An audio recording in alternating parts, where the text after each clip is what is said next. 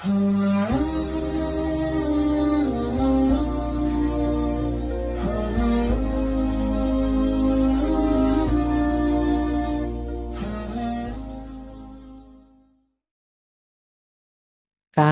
satu-satunya alat yang kamu miliki hanya palu, maka engkau akan cenderung melihat setiap masalah sebagai paku. Itu yang saya sebut wawasan jangan sempit. Kalau wawasanmu sempit, kamu hanya melihat masalah dengan wawasanmu itu, dengan senjatamu itu. Saya sering bilang ilmu itu kan kayak senjata. Maka harus banyak dan macam-macam.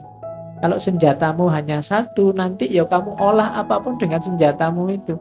Karena kamu punyanya palu, kemana-mana ya alatnya palu. Mau makan pakai palu, mau mandi pakai palu, mau semuanya kamu anggap paku yang harus dipukul. Kenapa? Karena alat yang kamu punya hanya alat pukul. Solusinya apa? Tambah ilmu, tambah wawasan. Biar tidak hanya palu yang kamu miliki. Hidup ini senjata butuh macam-macam. Kalau pas mandi kamu butuh cedok, kalau pas makan kamu butuh sendok. Kalau untuk motong pohon kamu butuh kapak. Kalau kamu motong pohon pakai cedok, ya tunggulah sampai kiamat ndak roboh-roboh. Gitu loh. Jadi ini sindiran dari Maslow ya. Kenapa kok banyak orang kemana-mana mukul, kemana-mana mukul. Dia punyanya cuma palu, tidak punya yang lain. Kan kamu sering, "Mbok jangan maki-maki." Loh, dia bisanya cuma maki. Yang lain tidak bisa. Dia bisanya cuma itu. Mau kamu nyuruhnya sampai capek juga tidak bisa. Dia punyanya cuma palu. Jadi kemana-mana dia cuma malu. Jadi itu nasihat dari Maslow. Ada kalimat lagi yang mungkin sering kita kutip di ngaji filsafat ini. Maslow juga ngomong hal yang sama. All of life is education, and everybody is a teacher, and everybody is forever a pupil. Seluruh hayat kita adalah pendidikan, setiap orang adalah guru, dan setiap orang sekaligus juga adalah murid. Jangan ada momen hidup kita yang tidak belajar, tidak pendidikan. Jangan ada di antara kita yang tidak mau jadi guru atau tidak mau jadi murid. Kita harus siap jadi guru dan juga siap jadi murid. Dua-duanya berkaitan. Guru yang tidak mau jadi murid, itu ilmunya mandek. Murid yang tidak mau jadi guru, ilmunya tidak manfaat. Tidak ada gunanya. Dua-duanya nyambung, kamu putar terus. Kamu harus selalu anytime murid dan anytime guru. Dan jadikan setiap detik hidup kita adalah pendidikan. Oke. Kalau saya rangkum dari buku Freedom from the Known, caranya untuk bebas bagaimana secara umum, ini secara umum dulu ya, nanti kita lanjutkan detailnya. Kita harus melakukan 6 hal. Yang pertama, ini di semua tokoh pasti ada yang self-awareness, kesadaran diri, pengenalan diri. Kamu harus tahu siapa dirimu, apa tipemu, orang yang bagaimana kamu, sehingga kamu tidak asal memasukkan segala pengetahuan dalam dirimu. Pengenalan diri ini mutlak jadi kunci. Makanya teman-teman, jangan eman-eman waktu untuk mengenali diri kita. Mengenali diri kita itu proses yang terus-menerus, tidak ada akhirnya. Karena kita juga dinamis. Dulu saya bagaimana, sekarang saya bagaimana, harus dikenali terus-menerus. Dulu sebelum punya pacar bagaimana, sekarang setelah diputus bagaimana, pasti berubah. Dulu masih SMA bagaimana, sekarang sudah kuliah bagaimana, pasti berubah. Disitulah pentingnya kita kenali diri terus-menerus. Kalau tidak percaya, kamu lihat foto lama, video lama, atau buku agenda lamamu. Coba kamu buka hari ini, kamu mesti ketawa-ketawa, kamu mesti mungkin ada malunya, ada cringe-nya, ada kok gini ya saya, kok gitu ya saya. Pasti kenapa? Sekarang kamu sudah berubah, kamu bukan yang dulu lagi. Tulisan yang kamu anggap, wih ini puisi saya indah sekali ya, begitu kamu baca sekarang, ada saya kok nulis kayak gini ya dulu. Kenapa? Kamu berubah sekarang. Itulah pentingnya kita kenali diri terus-menerus. Kalau sudah, langkah kedua adalah langkah mengenali pengkondisian-pengkondisian di sekeliling kita. Ya termasuk ngaji filsafat malam hari ini itu. Bukan berarti jangan ngaji, tapi jangan sampai kamu dikendalikan sebegitunya. Kamu harus memutuskan sendiri, kamu harus memfilter sendiri, kamu harus menata sendiri. Pilihan-pilihan. Ya dulu kamu kecil dikondisikan terus oleh orang tuamu, masyarakatmu, lingkunganmu. Sekarang kamu sudah dewasa, bisa memutuskan sendiri, berpikir sendiri. Maka langkah kedua adalah kritis, mengenali pengkondisian-pengkondisian yang terjadi di sekeliling kita. Kemudian yang ketiga, menghindari atau melepaskan keterikatan. Keterikatan itu sesuatu atau seseorang yang kita merasa tidak bisa lepas darinya, bahkan hidup kita gantungkan sepenuhnya padanya atau pada sesuatu itu. Itu namanya keterikatan. Jadi lepaskan itu semua. Keterikatan itu bukan berarti kalau begitu tidak berhubungan dengan orang lain, ya tetap berhubungan, tapi berhubungan yang kreatif, produktif, bukan hubungan yang jenisnya ketergantungan. Ada dirimu bisa bantu aku, alhamdulillah, yuk kita kerjasama biar pekerjaan cepat selesai. Tapi tidak ada dirimu pun aku sanggup menyelesaikannya. Ini mandiri namanya. Jadi kalau tidak ada kamu masih ada yang lain kok, ngapain bisa terlalu terikat ke kamu? Itu juga namanya mandiri. Jadi tidak terikat pada satu orang, satu lembaga, sesuatu atau apapun. Ini kuncinya untuk freedom from the now. Karena keterikatan itu akan jadi beban yang paling berat di kepala. Kalau sudah, yang keempat, mari latihan. Ini sering kita pakai istilah mindful.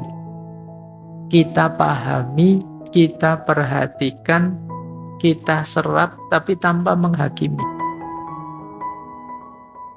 Ini latihan menikmati momen. Yang sering jadi masalah itu kan penghakimannya. Di penghakiman itu contohnya gini. Oh, ternyata yang dapat jatah minuman hanya 100 gelas toh misalnya. Kalau bisa kalian titik di situ. Di ngaji filsafat itu hanya 100 gelas yang hadir, yang dapat minuman, sisanya tidak kebagian. Titik di situ.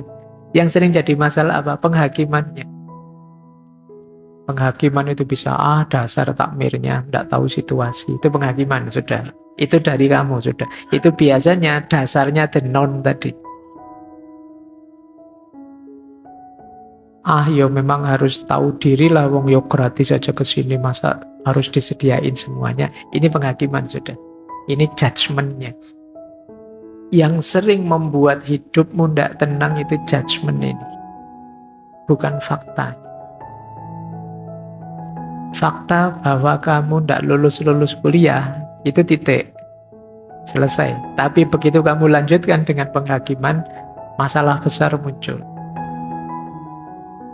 Semester berapa, Mas? Semester 14. Oh, semester 14. Selesaikan itu, Dok. Tapi begitu, kemana saja selama ini? Apain? Nah, itu penghakiman, sudah. Nah, yang sering jadi problem hari ini penghakiman ini. Hati-hati dengan penghakiman. Kalau data-data kita tidak lengkap, kita bisa mendolimi orang. Nanti kalau kalian setelah ini mengakses medsosmu, coba ya, kamu latihan membatasi. Oh, faktanya cuma ini sih. Ketika sudah masuk ke sini, itu komentarnya. Itu pandangannya. Oh, itu versi dia. Itu penghakimannya. Jadi kalau kalian bisa misah ini, kalian hidupmu lebih nyaman nanti. Penghakiman itulah nanti yang berpotensi jadi the noun. Boleh sebut, sekarang kan banyak masalah macam-macam itu. Coba kamu cek ya, yang rame di medsos selalu aspek penghakimannya. Bukan deskripsi fakta. Yang membuat kemudian tadi kita sebut noisy. Tidak tenang. Nah, latihan untuk freedom from the noun itu membatasi sampai level pemahaman, kemudian nanti dulu kalau mau penghakiman. Ini yang keempat. Biar apa? Tidak terlalu memberati kepala kita. Lewat penghakiman inilah kita rentan disetir, dikendalikan. Karena di situ nanti pasti ada setuju dan tidak setuju, ada pro dan kontra. Di situ kita mulai diarahkan. Yang kelima, kita bisa freedom from the noun kalau kita siap menghadapi situasi apapun, perubahan apapun, termasuk hal-hal yang mungkin tidak jelas. Selama ini yang membuat kita sulit berkembang, sulit melepaskan the noun, karena ada banyak ketakutan ini, ketakutan itu dalam diri kita. Nanti kalau begini gimana, Pak? Nanti kalau berubah jadi begitu gimana, Pak? Iya, kita tidak tahu nanti berubah seperti apa. Kita siapkan saja mental kita bahwa hidup itu memang akan selalu dinamis dan berubah. Jadi saya siap menghadapi perubahan apapun. Dan perubahan itu mungkin saya suka, mungkin saya tidak suka. Itulah hidup. Nah, ini meringankan isi kepala kita. Yang sering memberati isi kepala kita, itu kan kita tidak siap menghadapi perubahan. Akhirnya ya harus ini terus, harus begini terus. Kita ragu-ragu mau melakukan ini, melakukan itu. Karena khawatir efeknya. Padahal efek itu ya sebagian besar ya hanya persepsi model penghakiman tadi. Nah, yang terakhir ini sering dulu kita uraikan, hidup saat ini. Jadi ya kita nikmati momen. Jangan dibayang-bayangi oleh masa lalu, jangan digelisahi oleh masa depan. Ini 6 kunci sebelum nanti kita bahas filosofi-filosofinya. Baik, kita lanjutkan. Aku tidak mau berubah. Orang yang tidak mau berubah ini biasanya orang yang terjamin hidupnya enak dengan situasi sekarang. Orang yang menemukan pleasure dengan situasi sekarang. Sudah di Mas sampean itu terbelenggu loh, sampean itu dijajah loh, tidak apa-apa Pak, enak kok. Ya kalau sudah kayak gini ya dia akan mau berubah sudah. Saya nyaman kok Pak dengan yang seperti ini. Ya sudah. Ini akan jadi hambatan. Cara berpikir bahwa baik-baik saja kok Pak semuanya, padahal tidak baik-baik saja. Nah, ini problem pertama. Ada problem kedua. Problem kedua biasanya alasannya sulit. Iya sih Pak, memang harus pembebasan, tapi ya sulit Pak. Tidak gampang melakukan itu. Kata Krishnamurti, kalau ada orang ngomong seperti ini, sebenarnya penghalangnya adalah dirinya sendiri. Dia menghalangi dirinya untuk tercerahkan. Ini alasan kedua. Jadi alasan pertama itu alasan gini saja saya sudah enak kok Pak. Alasan kedua, sulit Pak, ngapain susah-susah. Kita sering begitu. Ada lagi yang nomor 3, ini mungkin lebih canggih alasan. Saya tahu Pak, itu penting. Tapi gimana terus? Tuntun saya dong. Arahkan saya dong. Itu di banyak sesi macam-macam pertanyaan yang sering muncul pada saya itu, caranya bagaimana Pak? Kita tidak sadar, kita bertanya caranya bagaimana, itu sebenarnya kita sedang menjebak diri kita untuk dijajah, untuk dikuasai. Level tertinggi hubungan dengan sesama, itu cinta. Terus pasti muncul pertanyaan, gimana Pak cara mencintai yang baik, yang ada itu cara. Terus kamu ingin saya jelaskan, terus saya jelaskan. Mencintai yang baik, itu pertama begini loh. Kedua begini loh, dan kamu terima terus kamu jalankan. Itu kamu tidak sadar, kamu sedang membelenggu dirimu sendiri. Ya kamu tetap harus berpikir dong, untuk konteks hidupku seperti ini Pak, mencintai yang ideal itu. Situasi saya karena seperti ini. Tapi banyak orang memasrahkan dirinya untuk dibelenggu. Iya Pak, saya tahu itu penting. Terus apa yang harus saya lakukan? Nah, ini kamu sedang menyerahkan dirimu untuk dijajah. Makanya Krishnamurti bilang, bila aku cukup tolol untuk memberikanmu sebuah sistem, dan bila engkau cukup tolol untuk menganutnya, maka yang akan engkau lakukan hanyalah meniru, mencontoh, menyesuaikan diri, menerima. Dan bila engkau berbuat demikian, engkau telah menanamkan otoritas orang lain dalam dirimu, sehingga terjadi pertentangan antara engkau dan otoritas itu. Ini kita selama ini banyak bermain di sini. Ada yang tidak mau berubah karena sudah nyaman, ada yang alasannya sukar, ada yang pasif, pasrah saja, ingin dituntun saja, menyerahkan dirinya untuk dijajah. Inilah penghalang dari freedom from diri kita. Wong ini perjuangan memang melawan diri kita. Jangan dikira kenyamanan itu, kalau yang pertama itu adalah simbol baik-baik saja. Karena nyaman tidak nyaman itu kalau manusia ya tergantung dinamika dirinya, kemudian pembiasaan yang dia lakukan. Orang yang biasa nyopet, ya nyopet itu ya nyaman-nyaman saja bagi dia. Orang yang biasa korupsi, dengan korupsi dia nyaman-nyaman saja, toh ya hidupnya enak. Jadi kalau sekedar nyaman, koruptor-koruptor yang belum tertangkap itu sekarang hidupnya nyaman sekali, enak. Dia tidak akan mau berubah. Maka kenyamanan tidak bisa jadi standar bahwa hidup kita sedang baik-baik saja. Baik, kita lanjutkan. Ada quote yang menarik dari beliau, be a light unto oneself. Jadilah cahaya untuk dirimu pertama-tama. Jadi kita selama ini kan pahamnya cahaya itu menerangi sekeliling, tapi jadilah dirimu cahaya untuk dirimu. Karena kalau dirimu sendiri tidak bercahaya, bagaimana kamu bisa mencahayai sekelilingmu? Kalau kamu tidak beres, gimana bisa membereskan orang lain? Membereskan masyarakatmu, lingkunganmu, budayamu. Untuk bisa kamu sendiri bercahaya, kan tidak mungkin dengan cara mengambil cahayanya orang lain. Kamu sendiri yang harus berpikir, kamu sendiri yang harus merenung, kamu sendiri yang harus melihat apa yang bisa diberikan ke masyarakat di sekelilingmu.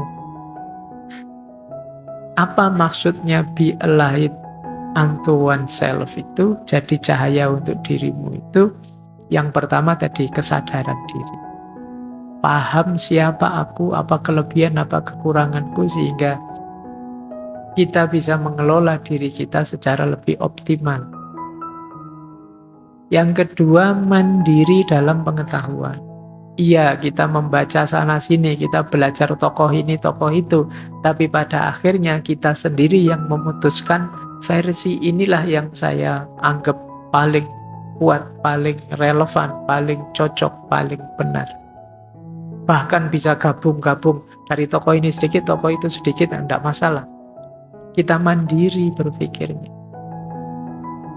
Ada pertanyaan yang sulit saya jawab itu kalau ada yang tanya, Pak, dari sekian banyak filosof yang paling disukai Pak Faiz yang mana? Itu pertanyaan saya jawabnya susah, karena saya tidak bermodel terus mengidolakan satu tokoh terus segala yang dari tokoh itu saya ambil. Saya sering modelnya agak eklektik. Oh, kalau dari tokoh ini saya suka ininya, kalau dari tokoh itu saya suka itunya. Saya lebih begitu. Jadi tidak ada satu filosof yang saya idealkan sedemikian rupa terus mati-matian saya memfollow dia, tidak begitu. Rumusan eklektik ini kan berarti saya milihnya sesuai kepentinganku, sesuai sudut pandangku. Ini salah satu ilustrasi ya kalau teman-teman ingin mandiri dalam pengetahuan. Kita jadi cahaya sendiri sekarang. Dan yang ketiga, tentu saja penerangan dari dalam. Jadi kita jadi cahaya untuk diri kita itu jangan dibayangkan cahaya dari luar yang masuk. Kita sudah cahaya sebelumnya, tinggal kita buka diri kita jernihkan pikiran kita bersihkan hati kita, maka kita sudah cahaya. Akan memancar cahaya keluar dari diri kita. Kebaikan-kebaikan, kebenaran-kebenaran akan keluar dari diri kita. Itulah yang dimaksud cahaya dari dalam diri keluar. Jadi bukan mengandalkan cahaya dari luar untuk kita pantulkan lagi. Tapi kitalah hakikatnya cahaya itu untuk kita terangi sekeliling kita. Ya dengan kebenaran kita, dengan kebaikan kita, dengan keindahan perilaku kita, disitulah kita jadi cahaya keluar setelah sebelumnya kita jadi cahaya untuk diri kita sendiri. Baik, kita lanjutkan. Nah, ini yang melanjutkan tadi ya. Kata beliau, seseorang yang berkata, saya ingin berubah, beritahu saya caranya, tampaknya sangat sungguh-sungguh, sangat serius, tapi sebenarnya tidak. Dia menginginkan otoritas yang diharapkannya akan membawa ketertiban dalam dirinya.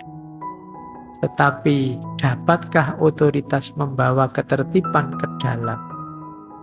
Ketertiban yang dipaksakan dari luar pasti akan selalu menimbulkan kekacauan. Penyebab utama kekacauan dalam diri kita adalah mencari realitas yang dijanjikan oleh orang lain. Jadi kita mengejar ideal, yang idealnya itu milik orang lain, yang dijanjikan oleh orang lain. Itu yang membuat hidup kita kacau. Kenapa? Tidak selalu ideal di orang lain itu cocok untuk kita. Orang lain ini pekerja keras, tiap hari dia kerja mulai pagi sampai sore, maka dia mengidealkan hidup plus istirahat. Bagi dia enaknya hidup itu ya sekali-sekali ada istirahatnya. Terus kita dengar idealismenya, wah berarti hidup itu harus istirahat ya. Terus kamu ambil ideologi itu. Padahal kamu selama ini hanya rebahan saja. Kamu tidak ngapa-ngapain tiap hari, ya kelesetan, lesehan, tidak ngapa-ngapain. Loh kamu ambil ideologi istirahat tadi, tambah kacau hidupmu. Gitu loh. Ideal di dia tidak selalu ideal di kita. Dalam hal apapun. Makanya kata beliau, ya perbuatan yang mengacaukan diri kita itu kita menggunakan ideal untuk orang lain, kita pakai untuk hidup kita. Kita tidak mau membaca dulu aku ini sedang apa, dalam posisi apa, untuk situasi apa. Tidak selalu yang bagus untuk orang lain itu bagus untuk kita. Nah, kita kan sering begitu, nonton artis, bagus ya pakai baju begitu, besok kamu cari-cari beli baju begitu. Begitu dipakai, kok kebalikannya, kelihatannya jadi tidak sama. Kalau dipakai artisnya kok bagus, saya yang pakai kok kacau malah jadi. Ya karena dia beda dengan diri. Baik, saya punya teman itu yang zaman mahasiswa, dia ingin sekali punya brewokan, punya jenggot banyak itu. Nah, satu ketika dia beli obat itu, tapi begitu tebal sekali brewokannya, dia malah takut sendiri. Ternyata tidak sama ya, saya lihat di film-film Jiano itu bagus ya, kok saya yang pakai tidak bagus ya. Ya kamu belum mengukur dirimu sendiri dulu sebelum menerapkan yang dipakai orang lain. Jadi memang beda kita dan dia. Itulah yang selama ini sering kita lakukan. Itu masih mending orangnya sadar tidak cocok. Kadang-kadang kita itu ikut orang lain sudah tidak cocok, tapi kita tidak sadar. Yo kayak beli baju versi artis tadi, kita tidak sadar itu tidak cocok ke kita. Pokoknya kita kemana-mana pakai bajunya artis tadi. Orang pada cekikian ketawa, kita merasa orang-orang mesti pingin baju kayak gini itu. Ya, itu lebih tragis lagi. Baik, inilah yang digelisahkan oleh Krishnamurti. Jadi selama ini hidup kita itu hanya memuluk pikiran-pikirannya orang tanpa kita berpikir sendiri, tanpa kita kritis dan lain sebagainya. Baik, kita lanjutkan. Ini tanda-tanda cinta. Kalian merasakan ini pada apa atau pada siapa, berarti itu cinta. Yang pertama apa? Kalau kita cinta pada seseorang, kita senang kalau sedang bersama. Bahkan nyari waktu untuk bisa bersama. Kemungkinan kita jatuh cinta. Kok rajin sekali sekarang ngaji filsafat. Pingin ketemu dia. Nah, itu kan ada momen bersama, tidak akan dilewatkan. Meskipun dijemput temennya mau kemana lebih asik dibandingkan ngaji, tidak. Aku ke masjid saja ngaji. Kenapa? Ada yang disenangi di sini. Nanti begitu nyampe sini lihat motornya, motornya sudah ada, mesti ada di dalam ini. Seneng. Nah, kalau kamu cinta pada Rasulullah juga begitu harusnya. Seneng kalau bareng-bareng berdua.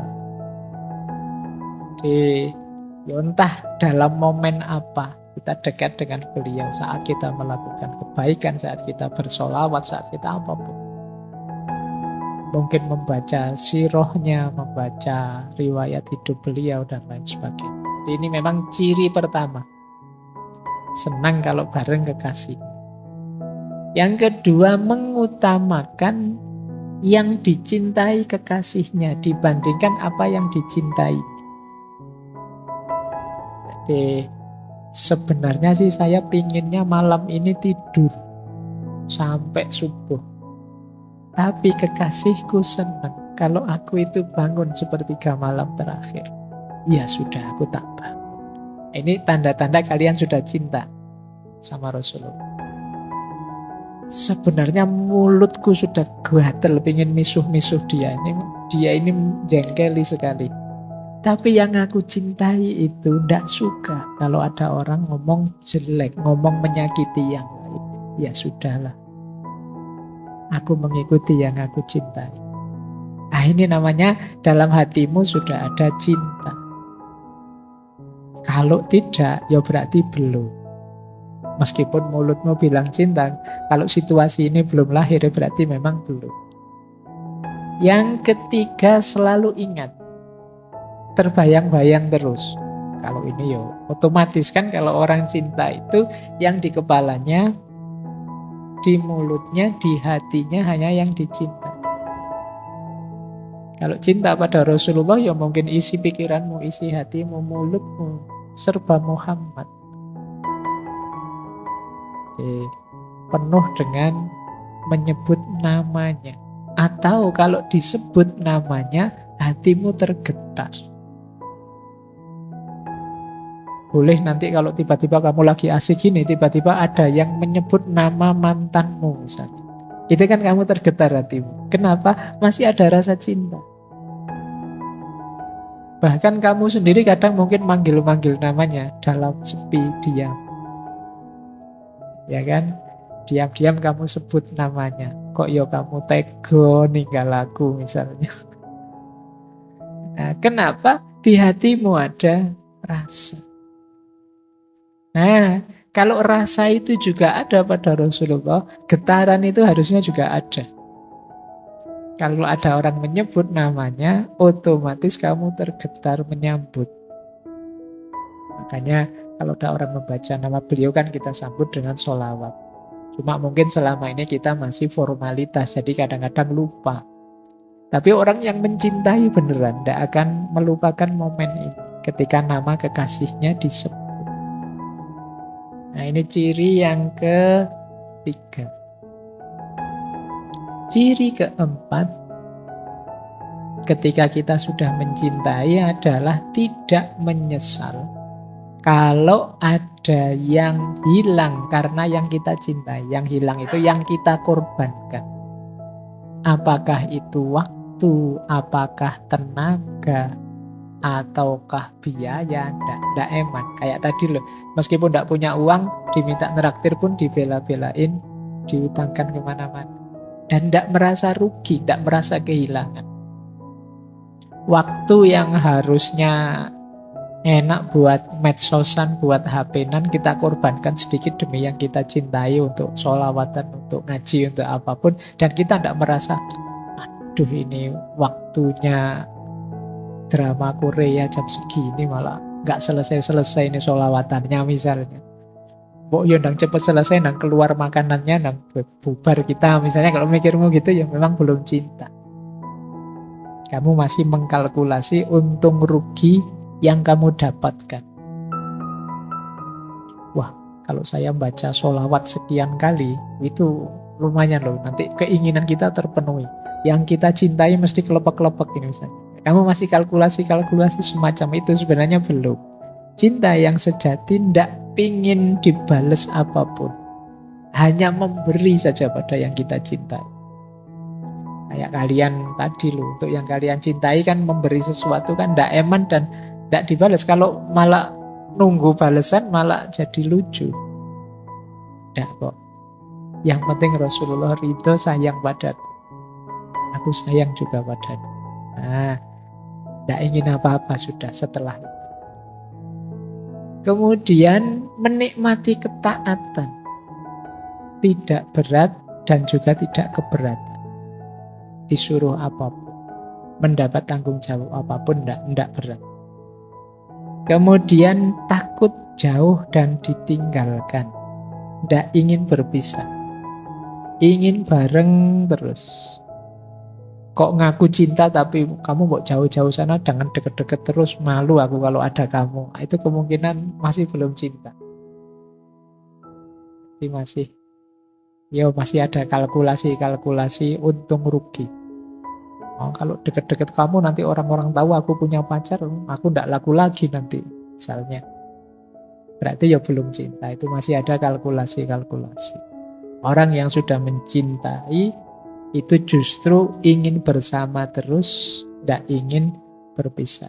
Termasuk dengan Rasulullah.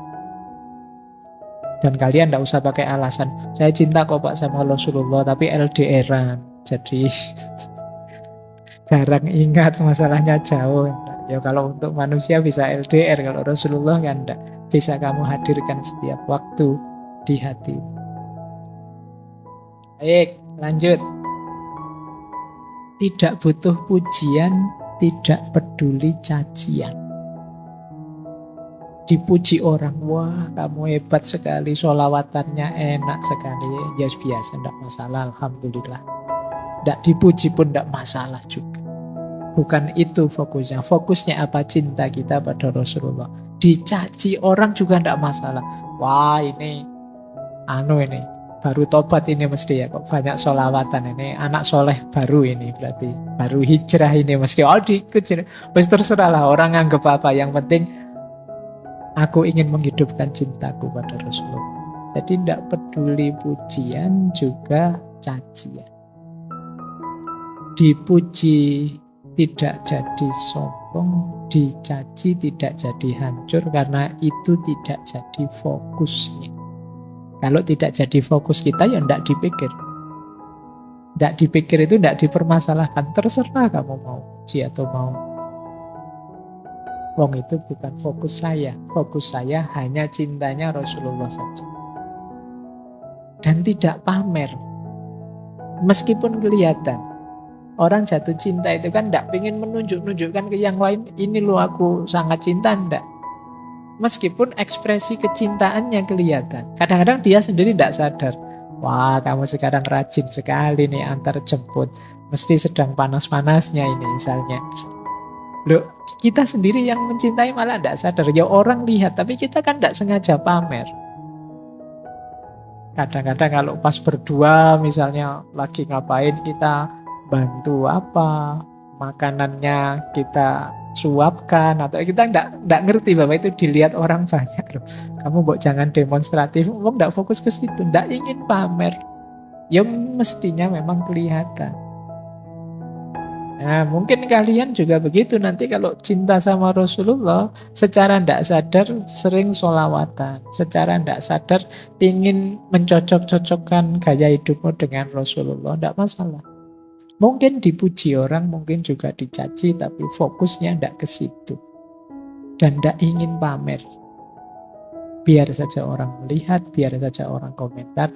Menurutku yang baik begini, sesuai dengan tuntunannya Rasulullah. Ya tentu saja pemahamannya masing-masing orang beda tentang tuntunannya Rasulullah. Itu manusia itu memang saya bilang tadi makhluk makna. Jadi ada yang mengutamakan sunnah yang ini, ada yang mengutamakan sunnah yang itu. Ada yang mengutamakan saya akhlaknya Pak. Oh kalau saya kostumnya Pak. Kalau saya pokoknya malam Jumat itu sunnah Pak. Kalau saya macam-macam kan orang menerjemahkan sunnahnya Nabi. Tapi semangat mengikuti sunnah yang lahir dari cinta, itu cirinya ini tadi. Tidak ingin dipuji, tidak peduli dicela, tidak ingin pamer, dan lain sebagainya. Jadi ini tanda-tandanya cinta.